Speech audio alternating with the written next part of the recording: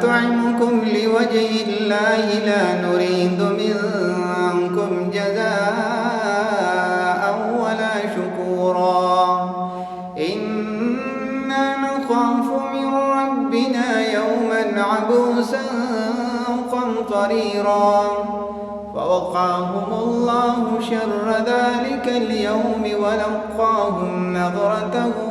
وسرورا وجزاهم بما صبروا جنة وحريرا متكئين فيها على الأرائك لا يرون فيها شمسا ولا زمهريرا ودانية عليهم ظلالها وذللت قطوفها تذليلا ويطاف عليهم بآنية